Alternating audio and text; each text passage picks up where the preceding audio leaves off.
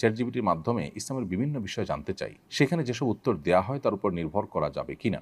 প্রথম কথা হলো যে চ্যাটজিপিটি অনলাইনে যা পায় সেখান থেকে কালেকশন করে দেয়। তো অনলাইনে যা কিছু আছে তার সব কিছু তো সঠিক নয়। অতএব চ্যাটজিপিটি বা এআই এই সমস্ত টুলগুলো ব্যবহার করে আপনি শরীআই প্রশ্ন, বিশেষ করে হালাল হারাম, ঈমান আকীদা এই জাতীয় গুরুত্বপূর্ণ বিষয়গুলোকে আপনি সেখান থেকে জেনে আমল করার চেষ্টা করবেন না। এটা ভুল হবে। কারণ হলো সেখান থেকে সঠিক জিনিসটা যেমন পেতে পারেন, ভুলটাও পেতে পারেন। তাছাড়া এই জাতীয় অ্যাপগুলো যে আমাদের সবসময় সঠিক উত্তর দেয় তা কিন্তু না। আমি যেটা বলছিলাম যে অনলাইনে যা কিছু আছে সেখান থেকে তারা কালেক্ট করে আমাদেরকে তথ্য দেয়।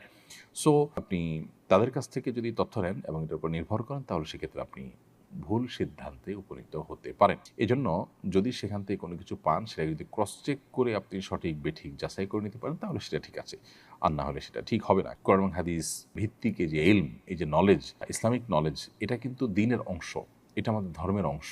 অতএব এই দ্বীন বা আমাদের ধর্ম আমরা কোত্থেকে গ্রহণ করছি সেটা ইম্পর্টেন্ট। চ্যাটজিপিটি বা এআই এগুলো থেকে কোনো মাসআলা আপনি জানতে পারেন না। হ্যাঁ, তারা আপনাকে তথ্য দিল, একটা হাদিস, দলিল প্রমাণ, ওলামাদের ফতোয়া, এগুলো রেফারেন্স দিল, সেটাকে আপনি চেক করলেন যে হ্যাঁ সঠিক দিয়েছে কিনা।